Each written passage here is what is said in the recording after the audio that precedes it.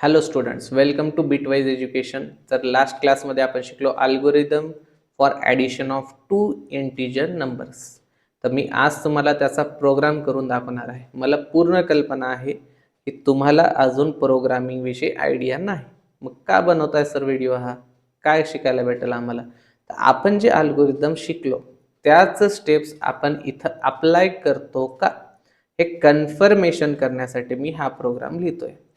तुम्हाला हा प्रोग्राम पूर्ण समजेल असं नाही, पण ज्या वेळेस तुमचं युनिट संपेल तेव्हा मी तुम्हाला खात्रीशीर सांगतो की तुम्हाला हा पूर्ण प्रोग्राम समजणार आहे. आपण जो लास्ट व्हिडिओमध्ये अल्गोरिदम शिकलो त्याचा हा नेक्स्ट पार्ट आहे की अल्गोरिदम लावूनच आपण कुठलाही प्रोग्राम लिहित असतो. आणि बेटर प्रेफर करायचे स्टुडंट्सनी की कधी पण अल्गोरिदम पहिले लिहा, त्यानंतर प्रोग्राम ट्राय करा, जेणेकरून स्टेप्समध्ये चुका होणार नाही. तर चला सुरुवात करूयात. बघा, आपल्या समोर ठेवलेला आहे मेन फंक्शन. हा मेन काय असतो, डिफाईन सेक्शन काय असतो, लिंक सेक्शन काय असतो, सब प्रोग्राम सगळं शिकवणार आहे मी. सध्याला फक्त अल्गोरिदम अप्लाय करून आपण प्रोग्राम कसं करतो पहा. तर स्टार्ट आणि स्टॉप्स ह्या दोन स्टेप आपल्याला लिहायची आवश्यकता नाही. तर आपण सुरू करणार स्टेप नंबर 2. कोणती होती हो step number 2? Declaring the variables. आपण डिक्लेअर करण्यासाठी कीवर्ड वापरतो ज्याचं नाव आहे इंट.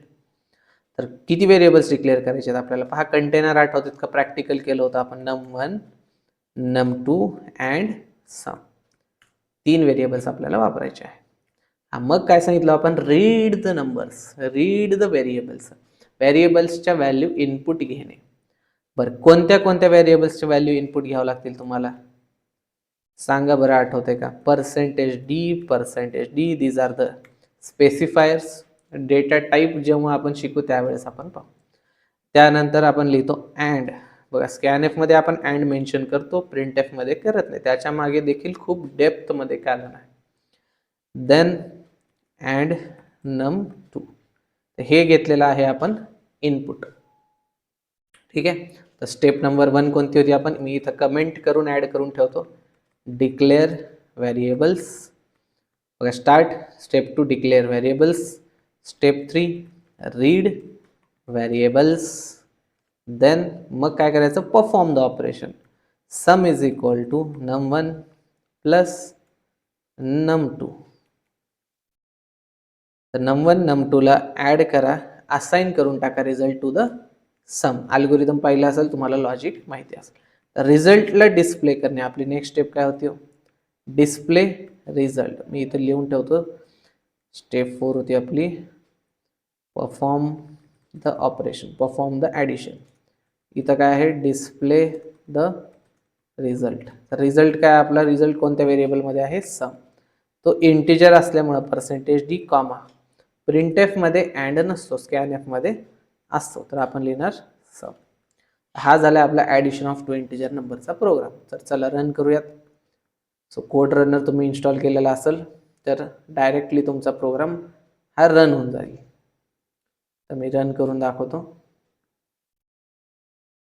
तर आपण टाकूया पहिलं input. First number is 12, second number is 13. तर 12 प्लस 13 काय आन्सर अपेक्षित आहे? 25. एंटर करूया. बघा, आन्सर आलेला आहे आपलं 25. ह्याला फॉर्मॅटिंग आपण नक्कीच करू शकतो. मेन पर्पज काय होतं बघा, अल्गोरिदम आपण बरोबर फॉलो केले काय. Start step number 2 declare. बघा दिसते का स्क्रीनवर? Declare step. Then read the variable. बघा दिसते का स्टेप पूर्ण स्क्रीनवरती? रीड द व्हेरिएबल आहे. Then perform the addition, assign the result to the some.